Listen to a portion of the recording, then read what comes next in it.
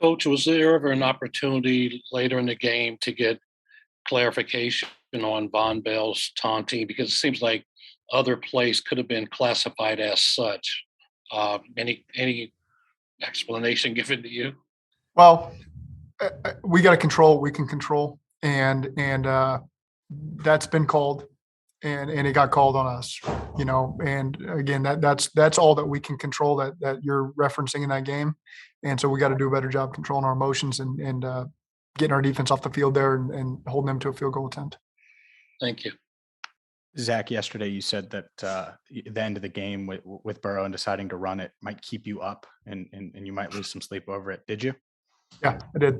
Yeah, that's here's what you look at. You rewatch the game, and our team did a lot of outstanding things to go win the football game. And I look at all the plays the offense made in particular. They're in the fourth quarter and overtime, and everybody stepped up and made plays. And so, where could I have been different? It's two things can be true. You can believe in your run game. You can believe in your running back and your offensive line. And you can also put the ball in your quarterback's hands because, in 15 years, we think we're going to look back and he's going to be a Hall of Fame type quarterback and give him a chance to win us the game. And so, yeah, you look at really, really one call there on second down. Believe in the run. I think that's a great run for us. We got 6 yards on that to start the half. Which would have gotten us first down. But at the same time, our quarterback's really feeling it. You put the ball in his hands and you give him a second down and a third down to go convert that, scores the touchdown, and maybe you walk off the game with a walk-off touchdown and the game's over. So those are just the things, we are transparent with our guys, and we ask a lot of them and they ask a lot of us, and we're all in this thing together. And so, that's one that you would do a little bit differently.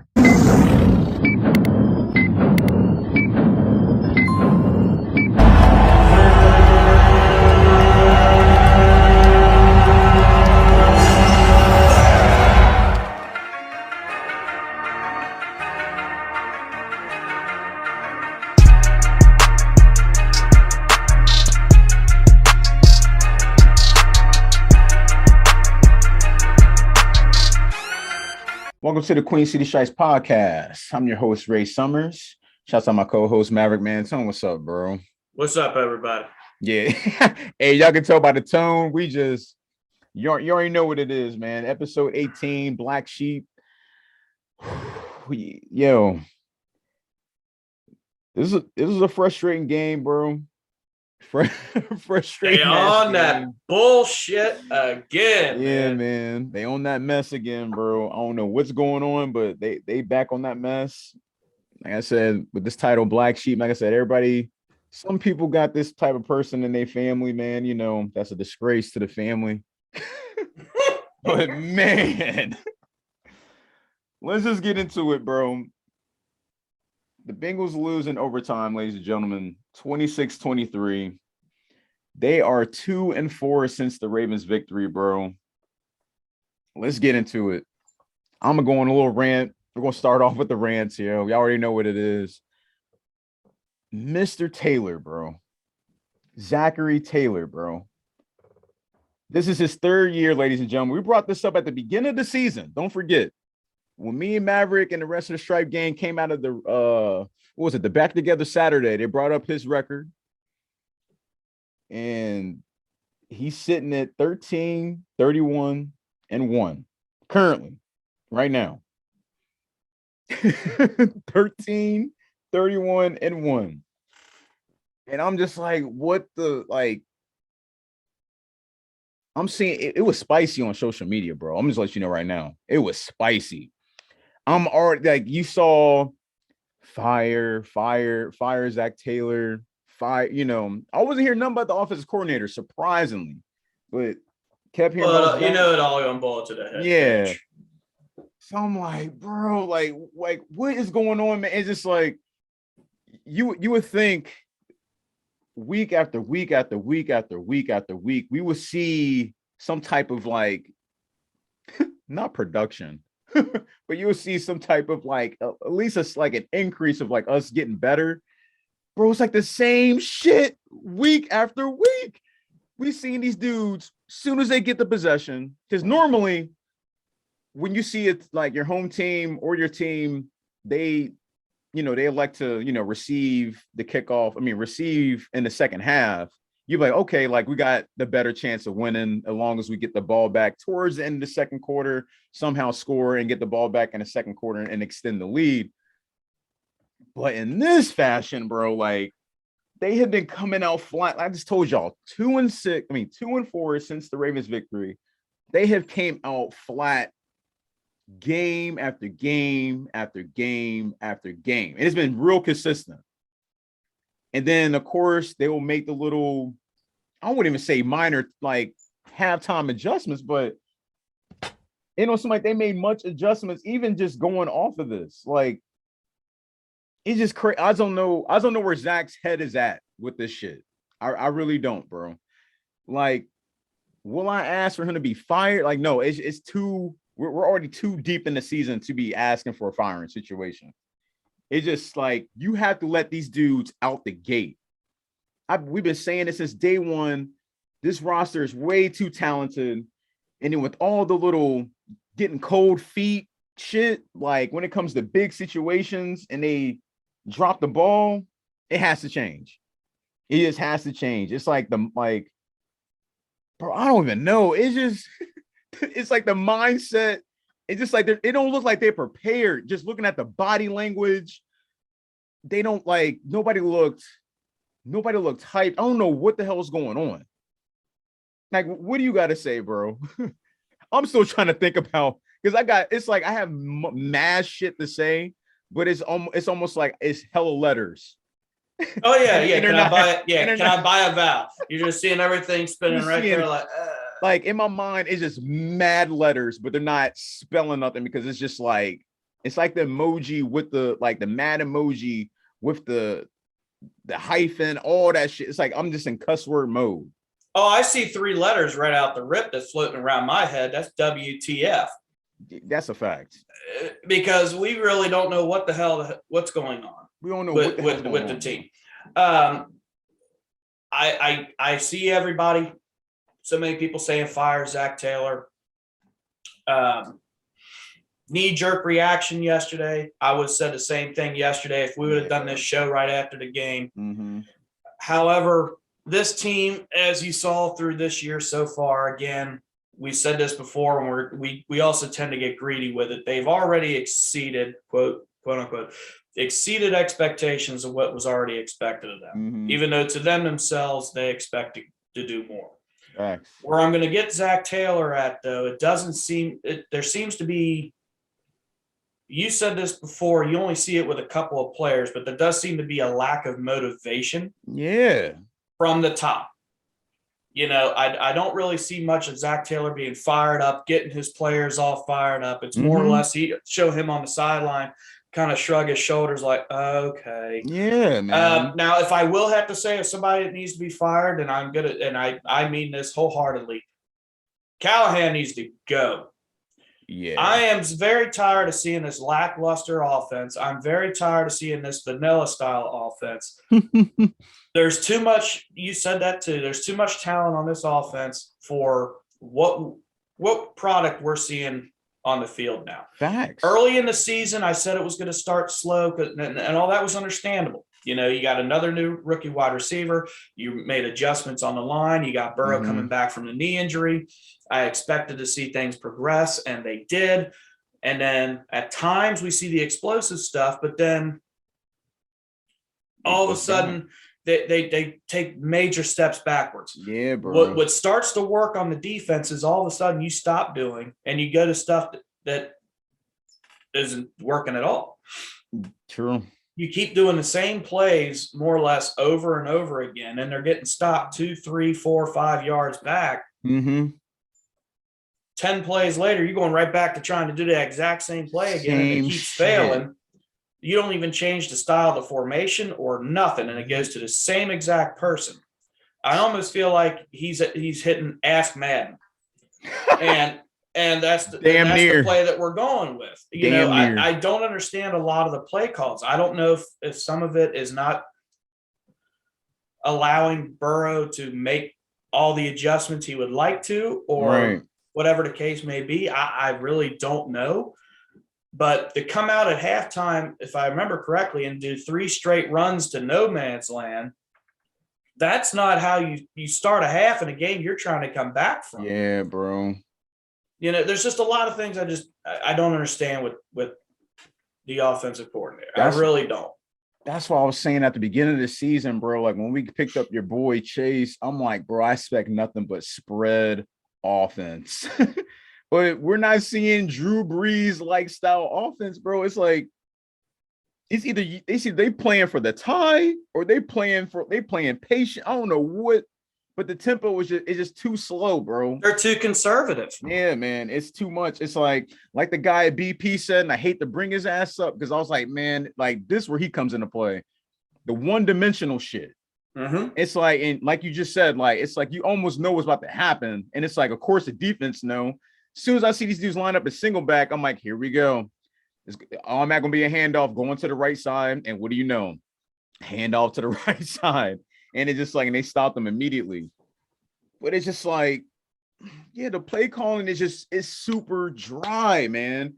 It's almost like JV like, literally. But now, I mean, the one thing I'll say with this game is who also needs to be fired.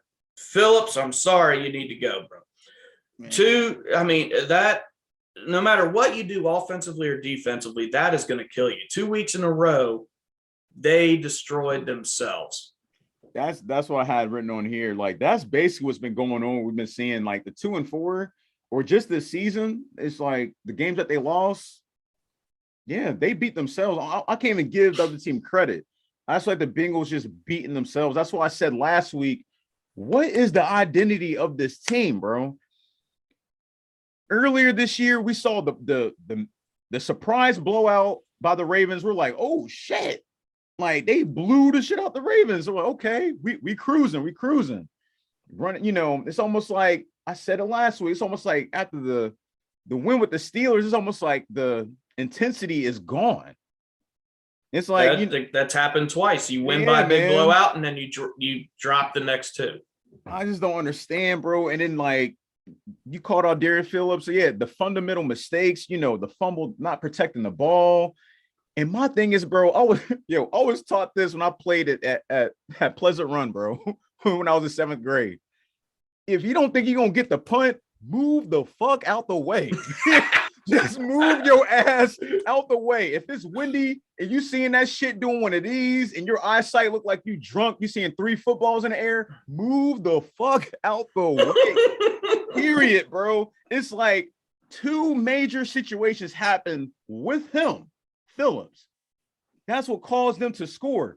To be honest with y'all, because I forget what I said. I think I said like 20, 41. But realistically, bro, without those two mistakes by Phillips, I'm pretty sure the 49ers probably just only had either 10 or maybe 17 to end the game.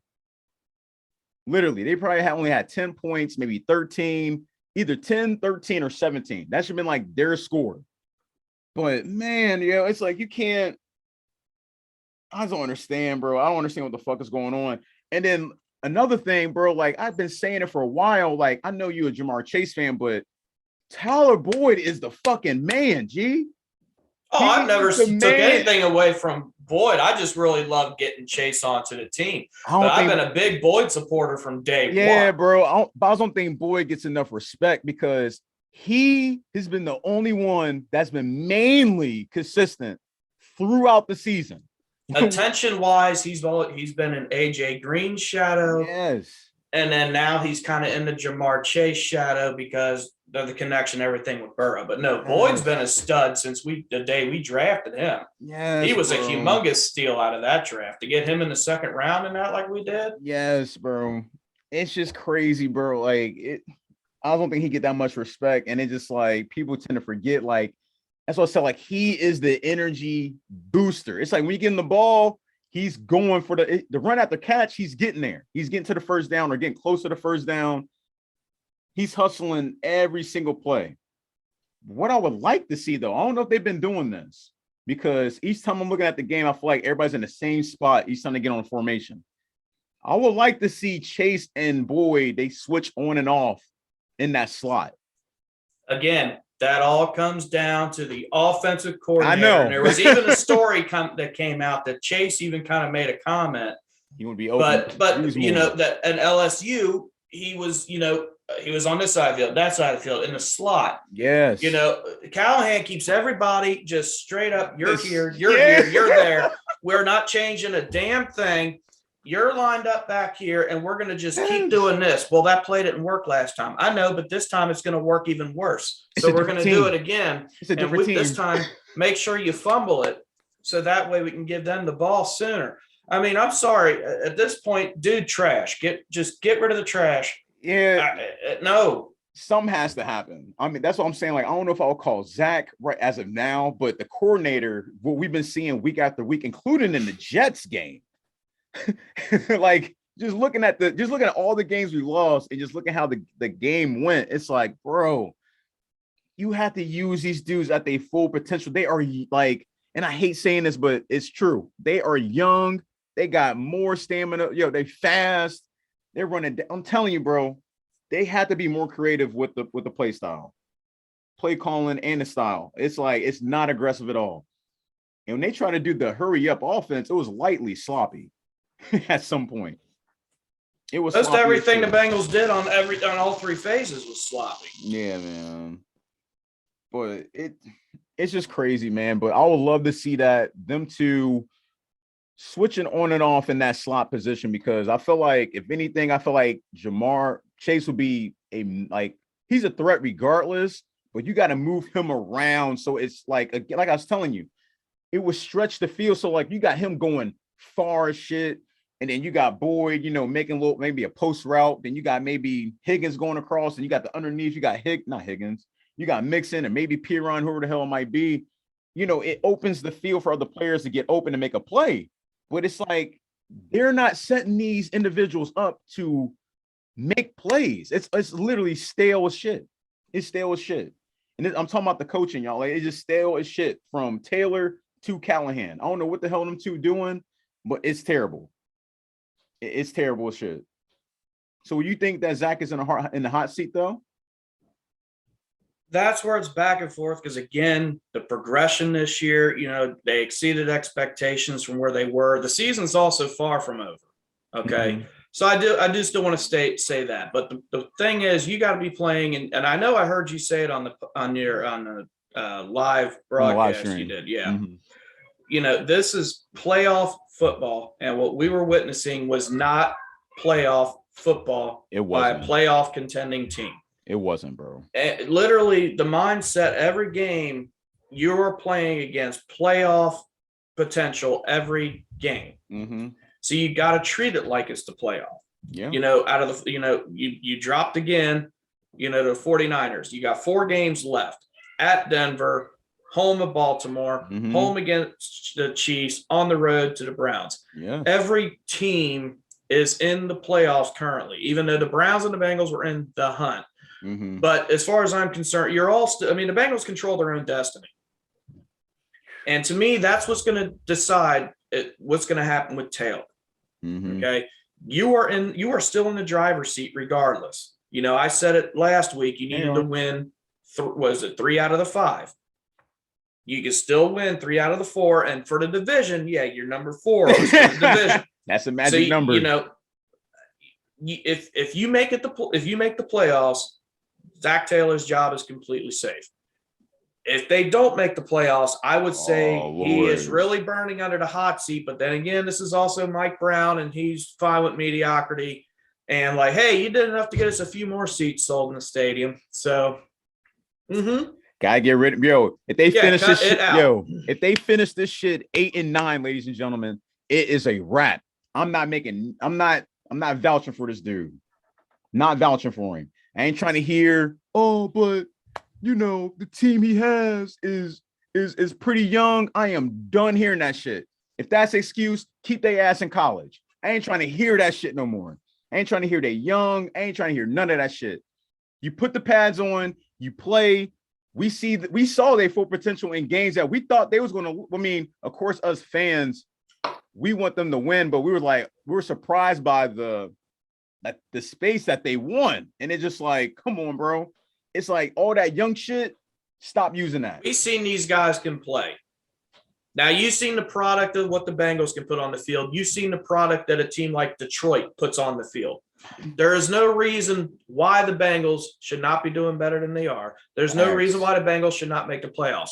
There's plenty of reasons why Detroit's playing as bad as they are. There's plenty of reasons why they're not nowhere near the playoffs. There's a big difference. So there's no excuse about young team, blah, blah, blah. The only thing I'm going to say with a young team is, mental mistakes will happen and things like that. But football is football, baby. Football is football.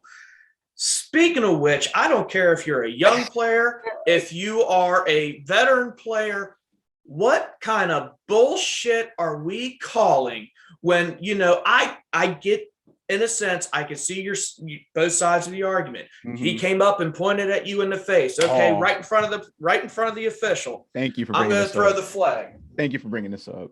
Now, I get what you want to say on sportsmanlike conduct with that play in a sense, but that should have also been overlooked. Like, I'm not going to throw a flag at this, but I'm going to walk by him and go, next time, don't do that. I'm going to flag you for it. Say something to the player. Don't throw the flag out, because of that mentality. If you're going to throw a flag out for that, a couple plays later, Joe Mixon got blasted. As soon as he got up, a defender put his helmet right up into Mixon's helmet, like, nothing happened. No flag, no nothing. Nothing happened.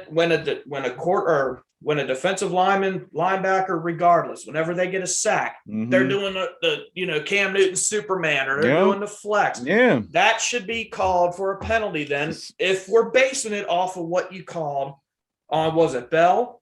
Yes, Bell. That was the dumbest unsportsmanlike conduct, taunting penalty I think I've ever heard. Or when a wide receiver gets a first down or something, and then they flex doing unmove the chains, whatever the case may be, or drop the ball, or even when they spin the ball. Yeah, bro. Again, if you're going to call it for that, you need to call it on all cylinders, aspects of the game. And then you're right back to the true NFL, the no fun league. That was a part of the game there, and that wasn't a major taunt. I've seen way worse not even get bothered to be fucking called. Thanks. And to be honest, I'll say also, when the Bengals are trying to move the ball down the field at the end of the game, regulation, not overtime. I forgot who it was, caught the ball and got, a first down. Someone was on top of him, and whoever tackled him, I can't remember the name. Okay. He laid on top of him purposely. Oh, yeah. To slow everything down. Why wasn't nothing called for that? It might have been. We're going to call for sitting there pointing. It might have been Chase, bro. I think we watched on the Stripe Rewind. Like, I can't remember who it was. It was in regulation. Yeah. But like I said, you see things on every single play, but that whole thing just pissed me the hell off. It did, yeah. It made me. I was livid because that was a fourth down at that point. Wasn't it? It'd have been fourth down. They would have punted, but with that penalty, it caused them to move up, and then they end up scoring right after that. Literally, that first play, touchdown, and it changed. Like, that was probably one of the game changers of the game, was that play, because it was literally back and forth, like, for a while. The 49ers wasn't really getting that much off. I mean, they were getting the little minor plays off, but as they got close to the end zone, the defense was locked on. But that play is what killed it.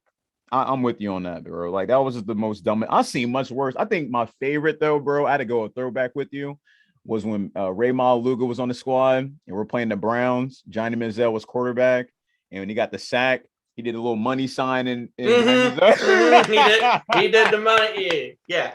That's right. In today's NFL, that would have been flagged. That would have been a taunting thing. Yeah. Fuck Johnny Manziel. That was by far my favorite defensive taunting ever. Like when Ray Maluga did that. Don't get me started on Johnny Manziel. I'm not going to get there. That was my favorite. But let's get into this real quick, because it's about to get real spooky, y'all.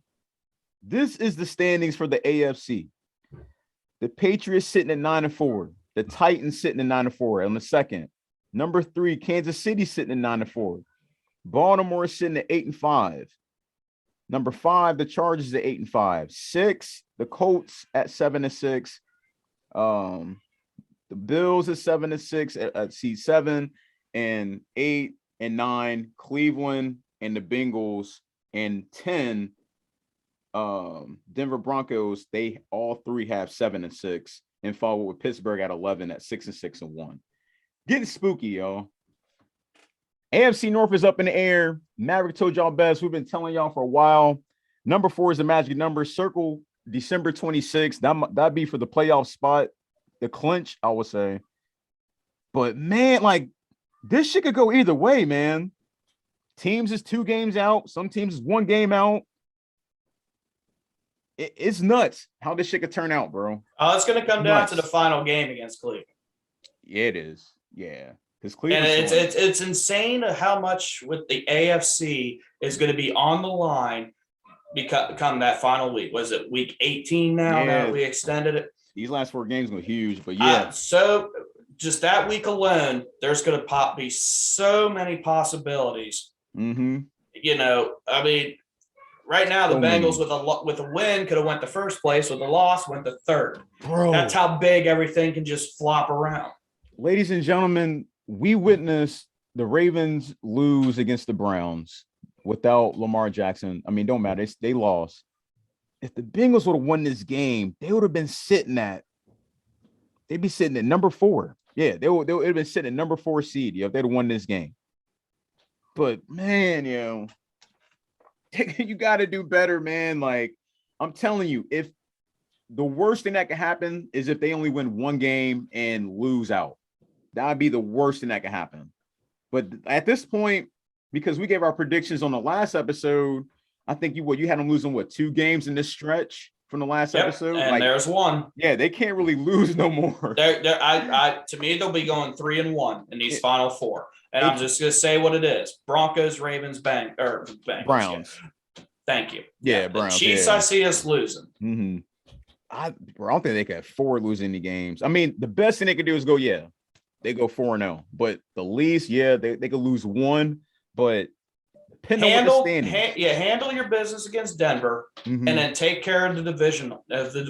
Yeah, that's all you got to focus on. You've got to beat Denver. No ifs, ands, or buts. You can't lose 3 in a row. You're at that point now where if you lose another one at this point, you're very well out. Even though everything can constantly change, with how much is going on there, but you got to keep yourself there. You got to win against Denver and then take care of the division, and you're golden. You have to, bro. And speaking of division, this is the AFC North, y'all. Baltimore is at the number 1, but in the division, they're only 1-3. Cleveland, they're 2-2. They're sitting at number 2. Us Bengals sitting at number 3, sitting at 3-1, per position, and Pittsburgh at 2-2. Yeah, they just get this win on the 26th, man. It's a done deal. Even just getting a win next week against the Broncos should lightly boost it up some. All they got to do is match Baltimore and Cleveland. If we had the same record in the end, well, depending on if it will come down to a tiebreaker, as long as you had that divisional record, you got it. Yeah, that's a fact. Your golden number, as you said, number 4. Number 4, man. So how long, bro, you willing to wait for Zach Taylor to get this together, bro? Is this the only season, or are you cool with getting him 1 more season if shit goes south? As in south, as far as not making the playoffs? Yes, sir. You got 1 more shot, but it'd be very thin ice. Oh, like it could pop, like you give him the first 5 games. The first thing I'm going to say, if we go down this rabbit hole, I'll go down with you. If we don't make the playoffs and we still have the same offensive coordinator, I'm done. I'm with you. He's got to go first now, and you get a proven offensive coordinator in, because that was one of the problems for Zach Taylor when he first came over. Was since he was a new name, it was very hard for him to get veteran people. Some didn't want to bother to come. So if you can get the right offensive coordinator in here, and depending on how things start off next season.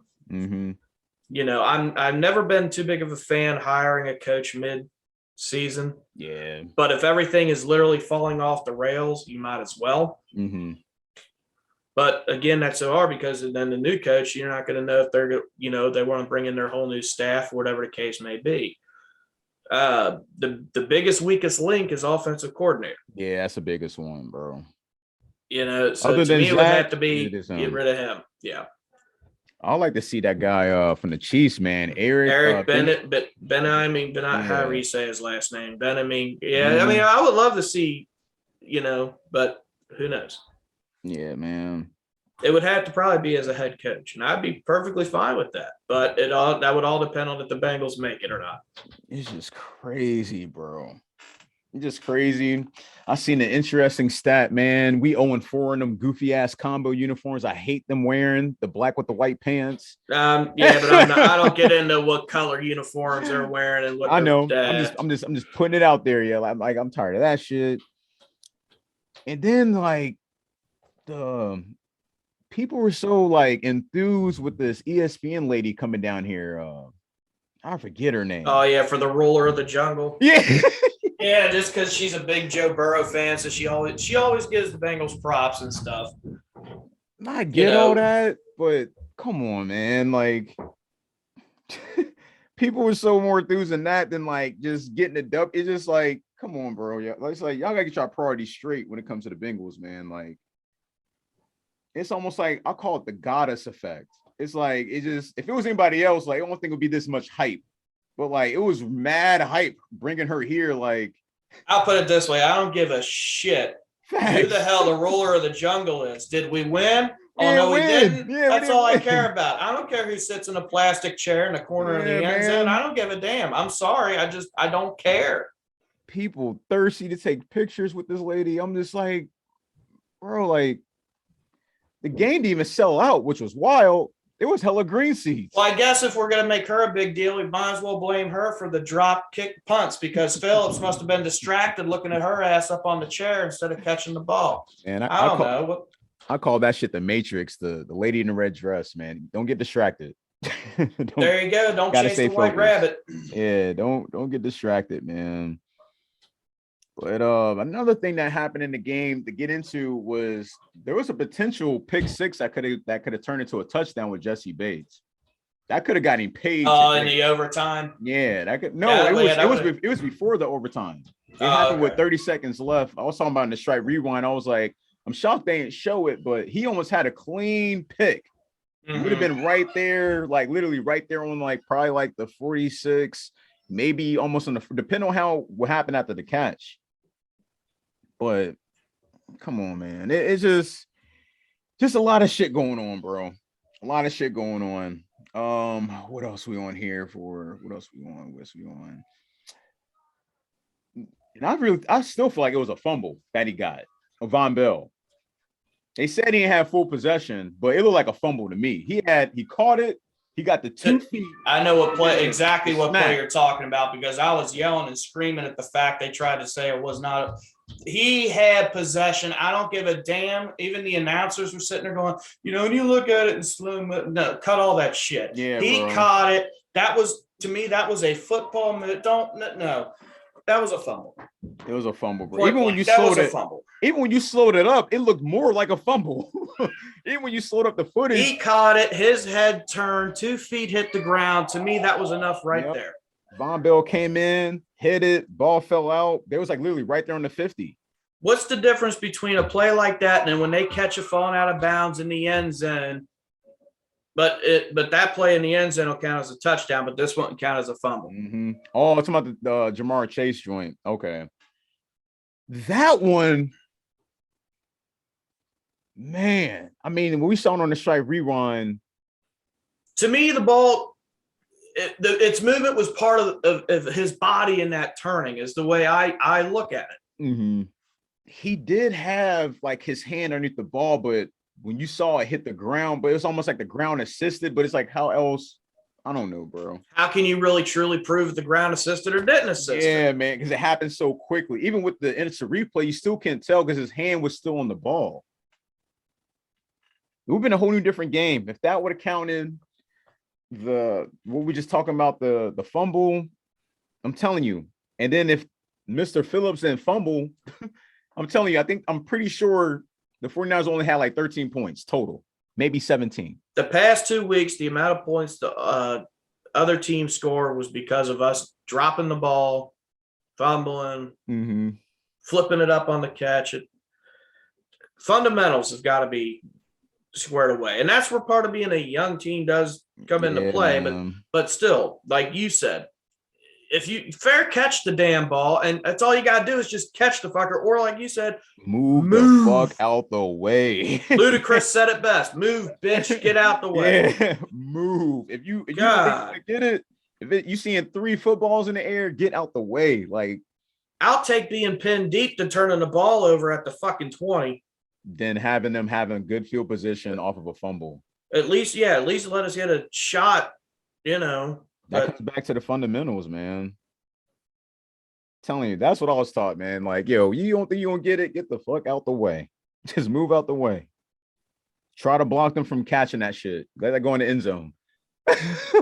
But that's one thing I'll give Zach Taylor credit for. They asked him at halftime. He said, "Oh no, there's going to be changes." And sure enough, Boyd was back there. Like, there you go. Yeah. That's all he don't even need to worry about running. Just fair catch it. Just catch it right there, and we'll start. At least you'll catch the damn ball. Yeah, he put Boyd back there. I mean, it'd been cool to see our boy Trent Irwin back there. I've been cool. I don't care. Anybody but Phillips, I would have been. I was fine with. Yo, the crazy thing. Remember we were seeing Phillips catching one-handed. Yes. Yeah, it was in my mind, and I kind of wanted to mention it, but I didn't. Him doing the drills and holding each football in his hand and catching one. He was doing it, bro, and it was windy. It was windy. I don't understand, bro. But it was before the juice was distributed. I will say that. But yeah, man. I'm like, bro, like we witnessed this dude catch a one-handed like punt returns, like at the Back Together Saturday joint. I don't know, y'all. It just is mind-blowing. It is mind-blowing for what we saw yesterday. Like huge. It's just mind-blowing. With the OT performance reaction, bro. The crazy thing was Burrow's QB rating, like for the first 3 quarters, it was at 33.2. Then going to the fourth quarter and overtime. Yeah, it's like 83.0. So like he was waking up. In overtime, the offense moved right down the field, and then all of a sudden they went conservative again. And then ended up having to settle for the field goal. And then the defense, once again, and I said it to you, I don't know if it was in the rewind or what it was. It just seems like it's that same narrative every single time when it's a situation, whether it's end of half, end of regulation, overtime, we get the lead or we tie the game, whatever the case may be. All we need is a defensive stop, and they let them march clean down the field every single time. And it's not just little short plays. It's here's a 15 chunk, here's a 25 chunk, here's a 30 chunk. Now all of a sudden we're just trying to get to and it's every single time. Every time, And like my biggest question is, when you see him Burrow on a hot streak, like he was on fire. After those 2 touchdowns with Chase at the end of the fourth quarter, we get the ball back, y'all just slinging it. You see it on the strike rewind. He got like maybe 3 or 4 consecutive pass plays for the first down, extended plays. We get to the San Francisco 26. All of a sudden, run, goes nowhere. And then, of course, what was a sack that we saw? And then got the field goal. And it's like, bro, like this that's game my point. If read the room, man. If it's working, don't change it if it's not broken. And at that point, your momentum was there. Let Burrow do what he's got to do. Bro, what was that game? He was sitting there screaming on the side. They had him mic'd up. He was like, man, put the ball in my hands. Put the game in my hands. I don't know what game it should be. It feels like it should be every single fucking game. Matter of fact, it might have been the Jaguars joint that we saw in person. It might be that one, or it might be a different one. But you was sitting there like, yo, you put the game in his hands, he's gonna get it, bro.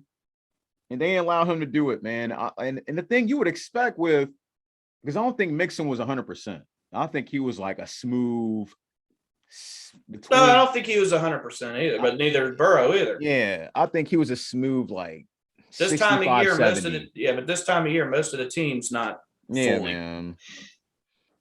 And I was just shocked, bro. I was just shocked what we're seeing, man. I'm just like, why are they running it? And I felt like, it goes back to what you're saying, like in the earlier episodes. It's like you almost should just, when Mixon's out, just go ahead and use these dudes as blocker / option.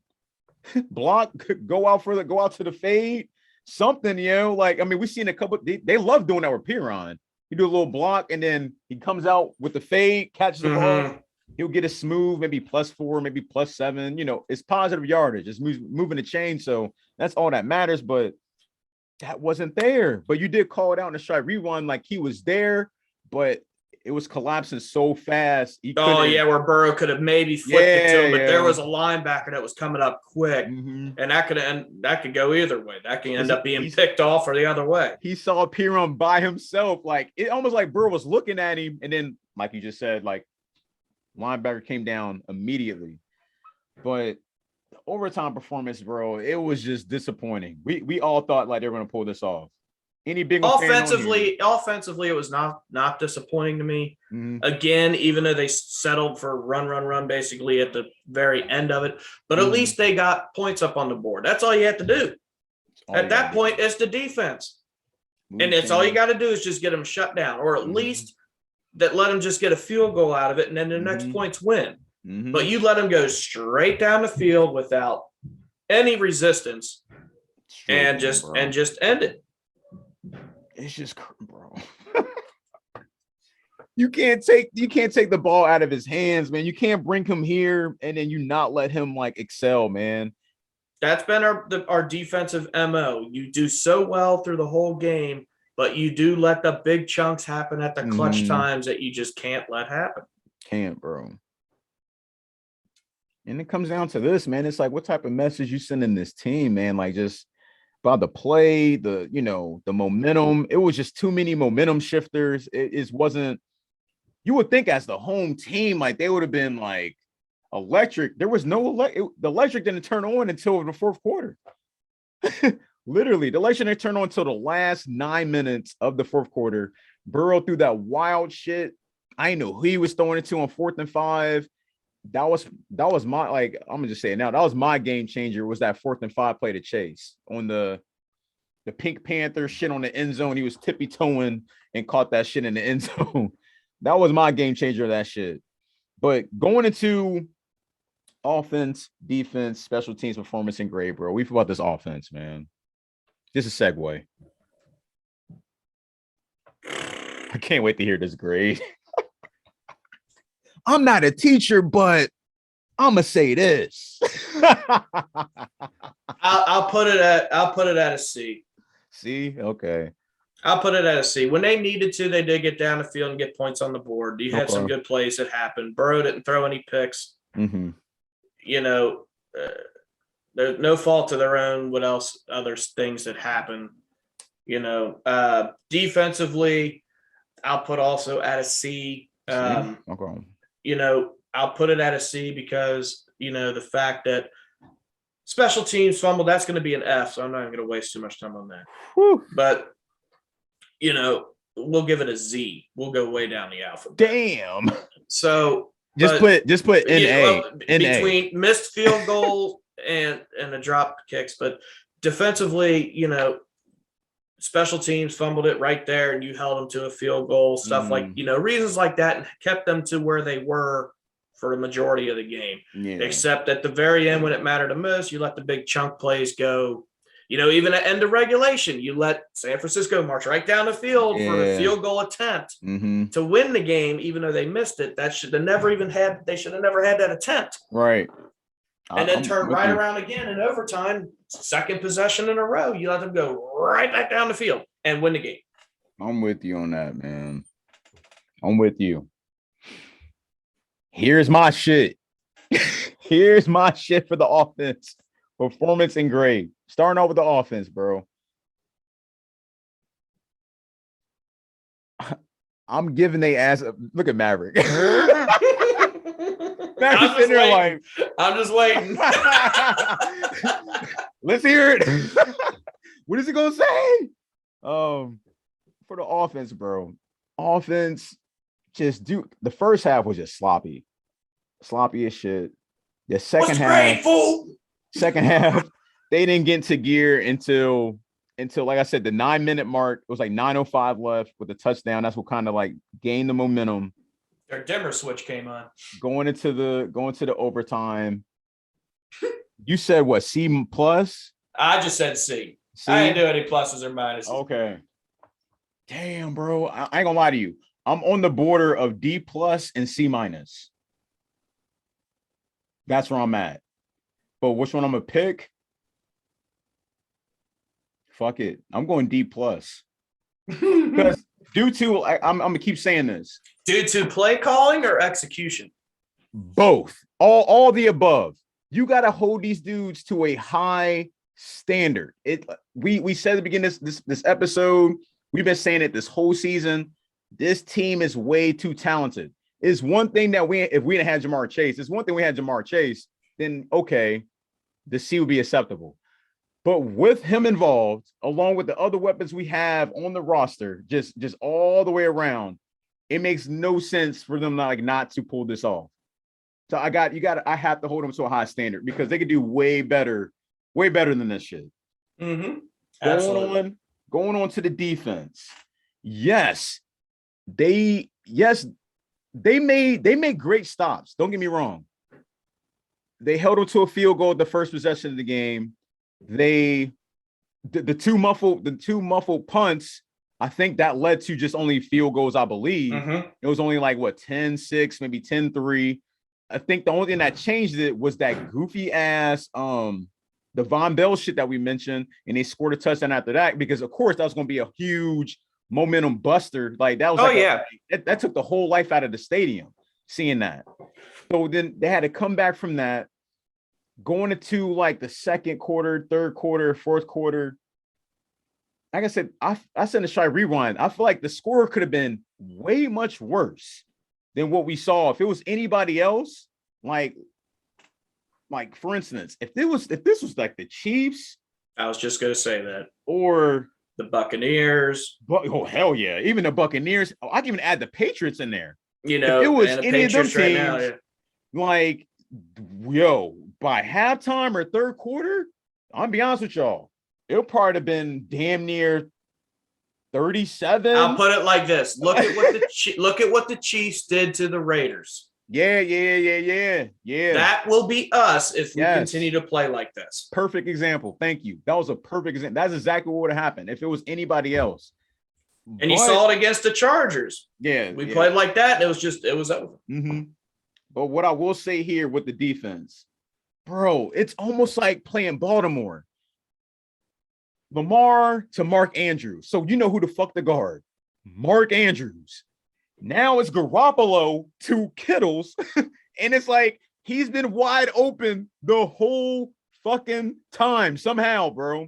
And then he caught that Angels in the outfield pass in the overtime to get them in range and scoring that, with the game-winning touchdown. My grade, I'm gonna get straight to the point. Y'all know y'all just waiting. Just ranting. Like, they going right with the offense, man. I gotta hold them as a high standard. They going at a D plus, bro. And like, what I will say though, we missed Trey Hendrickson in that overtime, bro. Oh, absolutely. That pass rush damn near disappeared once he went. If Trey Hendrickson was in that overtime like spread, yeah, like my grade would probably been a B minus off rip, just due to how they held them just under all these points. But they could not guard Kittles for shit. And it's like, that's the main guy. Deebo Samuels, he probably got he got the nice pass I called out in the strike rewind. It was like a little, I guess you call it like a reverse. He, ran it. He was on the sideline, ran for the touchdown. That was like his only major play. Other than that, it was Kittles, some role player, and then Kittles. And they couldn't guard him, man. But yeah, D minus. And then special teams, F. Straight out. McPherson missed a damn field goal. We're back to that shit. This might be the third game we've seen him miss a field goal. I might be wrong, but we've been seeing him miss way too much lately. And I don't know what the hell's going on. I'm telling y'all, I don't know what's going on. You got to hold this group to a high standard. And this is, I mean, you could call it degrading them, but you have to hold them to a high standard, bro. These grown ass men, they've been playing this game. We see what they could do outside of all this, but it's just like when they're all together, it's almost like they still trying to figure this out. and it's disturbing. I will say this. I hate to talk about the future with how much we still have going on here. Go ahead. I think our pass rush is going to be more improved next year. We'll have Joseph Asai back. I still can't wait to see him in full action. He was tearing it up in preseason. The beast. That's going to help. The beast. I will say we need some more linebacking help when it comes to the draft. We need it now. You do need that now, but they can't really do much with that right now. Yeah, we definitely need it now. I expect that to change. I mean, at this point, there's literally a quarter of a season left. So much can happen. And every team you play against, like I said earlier, is all playoff teams. Yeah. You have no reason not to make it in, except for yourselves. Yeah, man. But that was part of it being the D as well, is because we missed that middle linebacker because, like, due to that, we saw too many runs up the middle, too many inside zone runs. There were too many missed tackles. But when it came down to when it got near the end zone, I mean, they were on. But again, like I said, they have to. Everybody has to excel as a team. Like, it's a team effort. That's why I was just like, they getting D+, F on my shit. That's for me, man. What was your game-changing play of this game, bro? I mean, it was. You were coming up at halftime.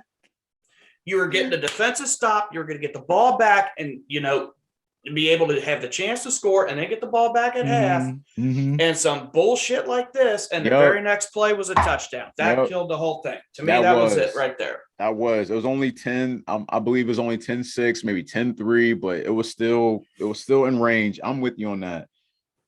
Since you called out pretty much defense, I'll go on the offensive rim. I would say that 9-minute touchdown play on 4th and 5, because without that, the game was over. It was over. That was a game changing. It ignited the offense, ignited the crowd, because the crowd was kind of numb. So, like, yeah. Well, see, I like how he did that. I went with the negative. You went with the positive. That's all right. You got to look at it both ways. But that one was huge, though. That was the major one. That's what started it. That got the crowd back into it. That got everybody. Yeah, that's what sparked that shit. Because along with that, the 4th and 5 TD, and then after that, they tied the game with 1:25 left with Chase in the corner of the end zone. Tied the game at 2020. So, like, I'm with you on that. I had those both written down on here. So you said the one, and that's followed with the offense. Another thing to call out, Trey Henderson been doing really well, man. This is 9th straight game with a sack. He's been killing it. He has been killing it. And also, to just backtrack slightly to the offense, I believe Jamar and Mixon both hit their milestones at 1,000 yards. And I think, I believe Jamar Chase sets the Bengals rookie record with TDs. He's the 5th player to do it since 1970. So, shouts out to him on that. But, and I forgot. Go ahead, bro. Sorry, no, I'm just reading at the moment some more information as we were just talking about. It came out about the Von Bell point. Oh, shit. He wasn't pointing the taunt. He was pointing, giving him props, saying, "You almost hit me." That's what he said. That was a quote from B.J. Hill. He told that player, "You almost hit me." Direct quote. That's all that was said. There was no taunt. Bro. Bell was not generally taunting Mac, but that doesn't matter. Bro. That's crazy, man. The taunting rule, this stupid ass mandate is fucking up the game. It is messing up the enjoyment of the game. It's an impact, like, as we're seeing, like, of the game. It changes the game drastically, like, seeing all this shit. Quick question. Trent Williams, didn't we have him on the squad at one year? Didn't he come from the Bills? Or is that somebody else I'm thinking about? Didn't we get a left tackle from the Bills? What was his? It wasn't Trent, right? Was it Trent Williams? No, I remember who you're talking about, but for some reason I can't remember the player. I might have said it was the guy. He was on some bitch shit too. he slightly got hurt, and then he was fine. He was out like consecutive weeks, but he was fine. But he didn't want to come back. He wanted to come back on his own time, but he was fine. And then I think the Bengals ended up getting rid of him. I thought it was Trent. I thought it was Trent Williams. I thought it was, but I could be wrong. I think Trent Williams might have came from Washington Redskins to be honest. That might have been it. But I do remember this name from somewhere. But it's a big dude though, man. Big as a damn refrigerator from Sam's Club. No joke. Big dude, man. But yeah, man, I just wish we had Hendrickson in that overtime. We needed him on that. Definitely needed him, bro. We definitely. I'm trying to find that player because the whole story it sounds familiar in my head. Yeah, maybe he was on the bubble on us to get for the offensive line, maybe. But I can't. I'm thought that guy named from the Bills was Trent. I thought it was Trent Williams, but to come to think about it, this guy might have played at the Washington Redskins before. When they're the Redskins or the football team, where the hell you want to call it. But it's all good, though. We don't really got to go too much in depth. Like, I named both situations. It's all good. Where else we at, man? Yo, what has to happen with these 4 big games left? You already named it earlier. What has to happen? I already said it. They need to more than likely go 3-1. Handle your business against Denver, but then against the division. Other than that, I mean, you may have a chance as long as you win both divisional games. You need to at least win 2 out of the 4. You'll at least have a winning record, and you may have a shot at the last wild card spot. But the way the Ravens and the Bengals and the Browns are all so tight together, that could also end up being a division too. But you at least got to go 50% on this, 500. Yeah. But I would prefer 3-1. Yeah, I say 3-1 be the second. Go perfect is the first, 3-1 the second. What you say, 2-2 as a third? What you just said just now? I prefer them to go 3-1, but at worst, go 2-2, and you should still have a chance for one of the wild card spots. It'll probably be the bottom, but you'll still have that chance because of how tight everything currently is, and it seems like all the playoff teams are playing each other at the end. Facts. And then even most likely an away game too if they get that last seed. But like I said, we will see, man. For me, man, what has to happen, bro? They have just defense. They got to get back to what they were doing from the jump. Because like I've been calling out this defense before the season started. I was like, yo, this defense is electric. This defense is mean, aggressive. They doing everything, everything that you could think of. They doing it. It's probably been the best defense we've seen. But for the offense, bro, they have to literally be more aggressive. I said it earlier in the episode, I would like to see Boyd and Chase, take turns, but, flip-flop in and out of that slot position. Like I said, just to change up the defensive scheme so it could open up other lanes for other players or maybe even themselves. You never know, depending on what happens in the game. And then, you finish the best. Like I said, they just got to just start how you want to finish. And definitely, bro, at the beginning of the game, they have to come out guns blazing. Like, I don't care how you do it. For me, I prefer them coming out straight and spread, make a big, deep pass down the sideline, down the middle, wherever it might be. It has to be a big play that could just electric the crowd, get the crowd involved. You get the crowd involved, like I said, we was at the game. Makes it hard for the opponents to hear. Make it hard for the opponents to concentrate. Yada, yada, yada, yada, yada. Ocho Cinco narrating it. So it's just like, it's got to come out strong. Like, you got to be reckoned with. Like, you got to have teams scared of you, man, because right now, I don't think anybody's scared of the Bengals as of now because, like, it's almost like carrying a cracked egg, bro. And you're scared to, like, make any sets where it just cracks wide open and we mess around and sit at 8-9. That's it for me on that one. That's all. They just got to come out firing, bro. They got to come out firing. Up next, man, we got the Broncos. They sitting at 7-6. This is a playoff game, ladies and gentlemen. They're sitting 7-6. 4:05 is the kickoff. I never understood why they make airport times for football games. Like plane takeoff. Like, 4:05 be the rival. So yeah, and with this game, so with the Broncos alone, what they got to do to win this game against the Broncos? Pretty much again, play mistake-free football. First off, that's the main thing at the moment. Between fumbles, interceptions, fumbling, special teams, as long as you can keep that in check, you should be all right. I'm still waiting on the big special teams play. I haven't seen a smooth, good kickoff or punt return in a long time. Well, at the rate they were catching them Sunday, you ain't gonna see no punt return. Oh yeah, might have say dumb butterfingers, yeah. But yeah, I'm with you on that, man. But just like how I finished off, they got to be aggressive. That's just like the one word. They got to be aggressive. This is a playoff game, 7-6. It's like a 5-way tie, like a 5-way tie sitting at 7-6, maybe a 4-way. I could be, exaggerating, but I'm pretty sure it's a 5-way tie at 7. Sling that ball some more. Definitely that. Let Burrow fly, man. That's all how you're going to see it. Like, you have to let him out the gate. Like, this is important time of the year right now. Like, we're towards the end. 2021 is almost over. We're sitting at December 13th already. I remember everything like it was yesterday. I remember March like it was. I just can't believe we're at the end. Pretty much. I know this is nuts. I can't believe it either. But they have to win this game, man. Like, this is a must-win game. It's an away game.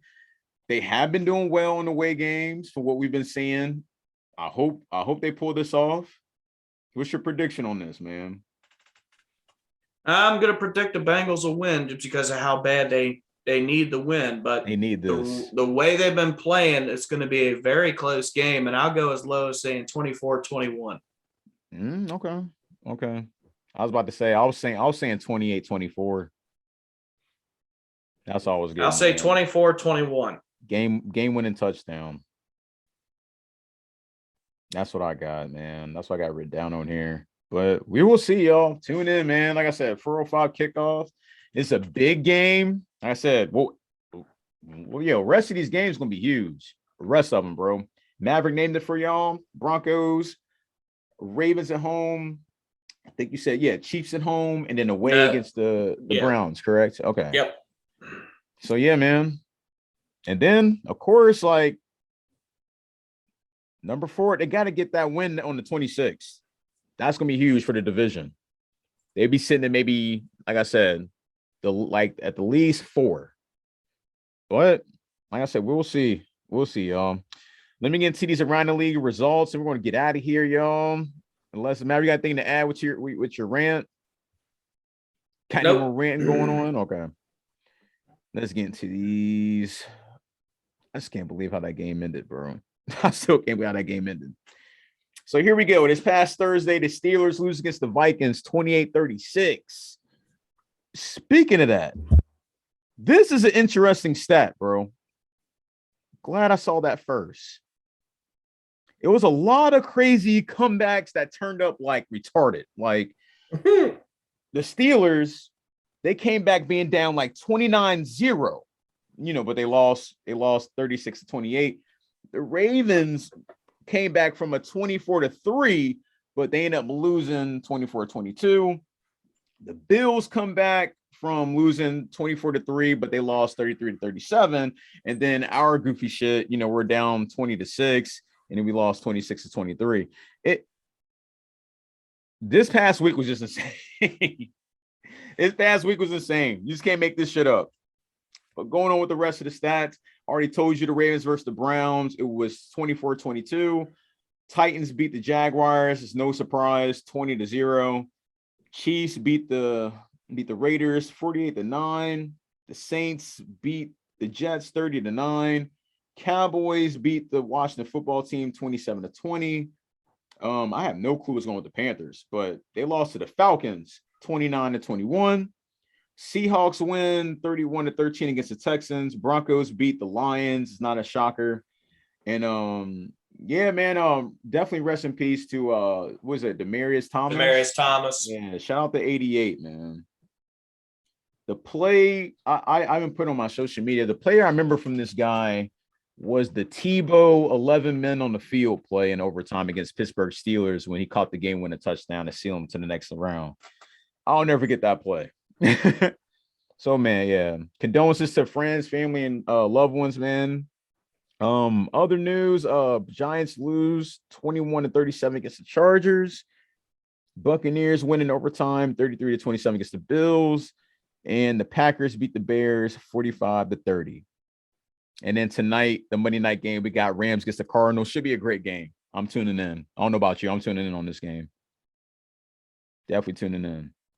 Tonight at 8:15, Rams Cardinals. But you know how I am. When the Bengals lose, I have a hard time watching any more football. Yeah, I hear you, bro. But some shout outs. Let me talk my shit real quick. Uh-oh. Oh, he's taking a sip. Fasten your seatbelts, y'all. I tried to tell y'all, man. I tried to tell y'all, and some people, you know, they just, I get it, you know, like UC, they on that high right now with the football team, they get to the playoffs and everything. But just to shut y'all down just a little bit, to bring you back down to reality for just a quick second, we know who run this city in basketball, baby.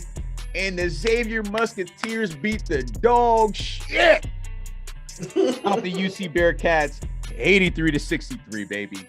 Shouts out to my Xavier fans out there, man. We already know what it is.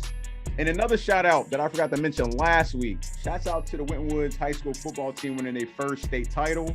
That's large. Other news, this Sunday we will be live streaming the game.